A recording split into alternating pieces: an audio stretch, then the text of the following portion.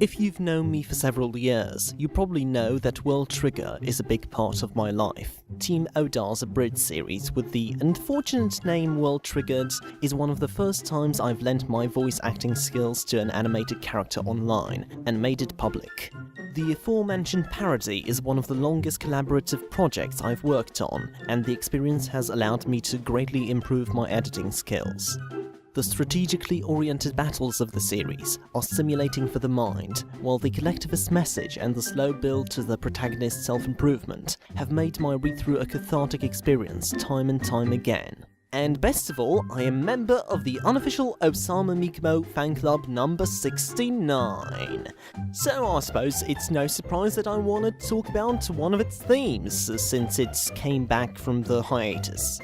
The author, Daisuke Ashihara, has had health problems for about 2 years, but the fandom has kept its love for the series alive.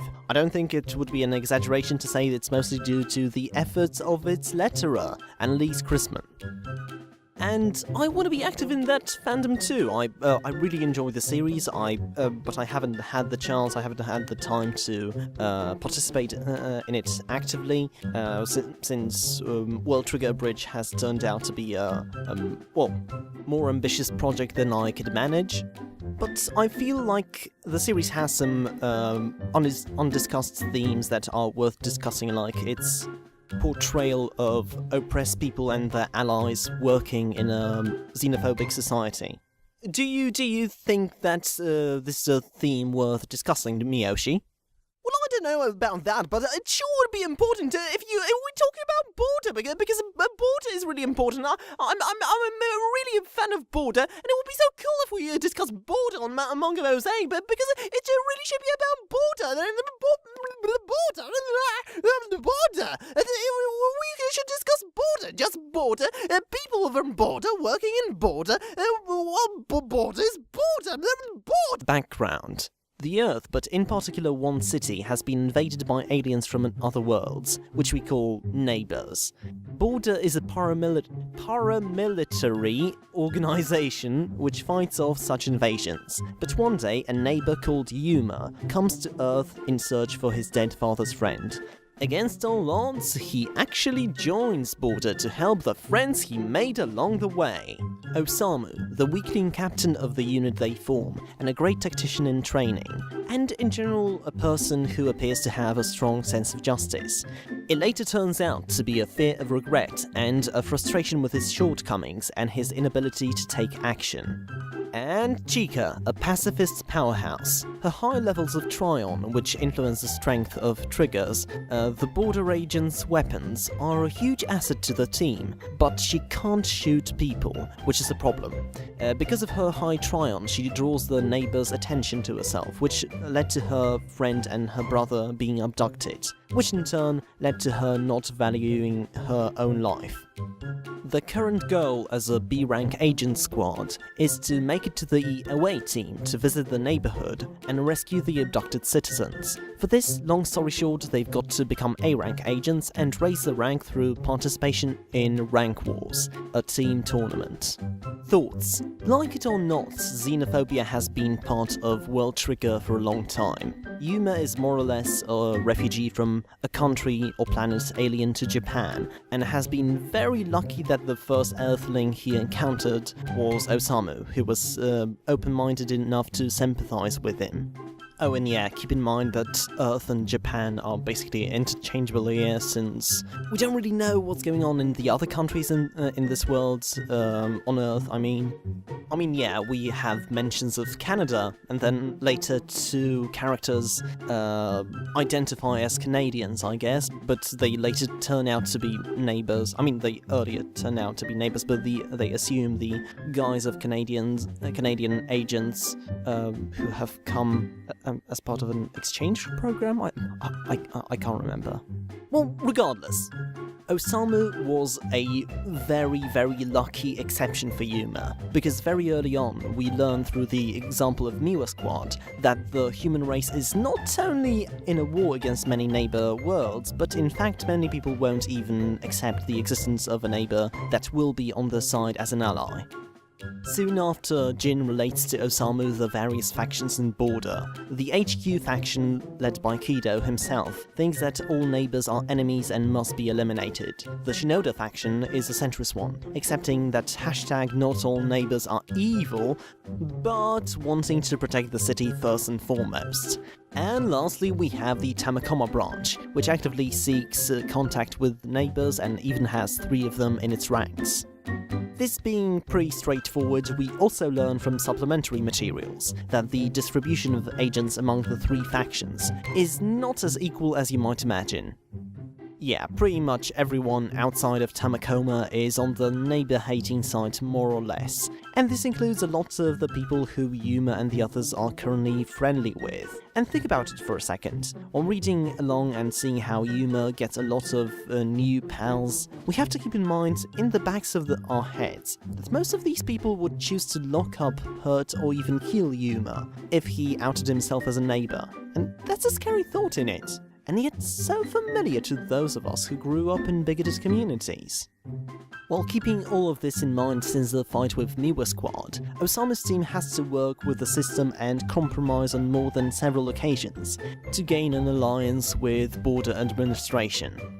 At the beginning, Border sends 4 A-rank squads to assassinate Yuma, and it is only through Jin's carefully woven intrigue that he manages to negotiate the young neighbor entering the ranks. Over time, even the headquarters begins to see Yuma as an asset, using his ability to sense lies to serve as a lie detector against other prisoners of war. Some members of the administration, such as Kinuta, the chief engineer, have been on friendly terms with him and have begun to see him as, well, a person. Makes you think, doesn't it? If a death sentence were to suddenly be ordered on the Shrimp, how many of them would object? How many of the HQ members in the know about the whole process would see it as cruel? Kageura, Murakami, Arafune, how many of them would hesitate to cut Yuma down? It's definitely not a question I have an answer to, as we'd have to see what the future holds, and only Jin can take a peek at that, thanks to his side effect. And speaking of Jin, do you think that's his plan? Destabilizing bigotry through normalization, making Yuma's presence in Border as ordinary as possible, so that when you see him in the new context of his foreignness, you won't experience as much of a shock, taking the angle of reformation rather than revolution. Well, as I said, I haven't got the slightest idea of what's to come. We definitely haven't seen anyone from Tamakoma trying out a revolution quite yet. Netsuki's propaganda machine runs deep among the civilians from the HQ side, and while Arashiyama's squad could be a valuable PR asset in the process of normalizing Yuma to the general public, they could just as easily turn on them if they adopted a both sides narrative, if they just stopped seeing him as an asset to the purpose of defending the city. Now, what does the Tamakoma branch do in this situation? Well, they keep making deals so that they can get Yusei, a knight from an enemy nation abandoned during an invasion, into Border 2. And in this process, it kind of seems like the Border HQ kind of forgot about Yuma being a neighbor because they keep focusing on someone who has been actually the enemy not so long ago. So, small victories, yay! At this point, it should be mentioned that it is important that we don't paint the neighbors in broad strokes. There are worlds and nations that didn't participate in the original invasion of Mikado City, and the rest of the Earth presumably? Anyway, not all neighbors are enemies to Earth outright. And the thing is, the administration knows this. They're not stupid. So why do they keep spinning the narrative of all neighbors are enemies? Well, here is where we start hypothesizing. Wars in the setting of World Trigger have been shown to be fought for the literal human resource of Trion, a power that can keep a dying world alive. Perhaps just like Autocrator, the Earth is dying and a new World Trigger, they said the thing, needs to be found and kept. Perhaps it isn't dying, but the headquarters wants to create a situation where as much trying can be hoarded as possible, and all neighbors being enemies is just a convenient stories for mooks like Miwa who make good soldiers, as long as the conflict doesn't become too complicated for them. If so, the headquarters definitely do succumb to their own biases, as they don't hesitate to order death sentences on the fly, do they? Or maybe the bigotry is irrational and genuine, but they really are slowly changing. It should also be mentioned that Border wasn't always like this. When it began as a small paramilitary organization, Tamakoma was the original headquarters, and its name symbolized the bridging the gap between Earthlings and neighbors, rather than building a beautiful wall that Gallipola was gonna pay for. It turned out to be really Commander Kido's losses during the war, during these 4 years, that made Border what it is today, and we don't really know as readers the full extent of that framework.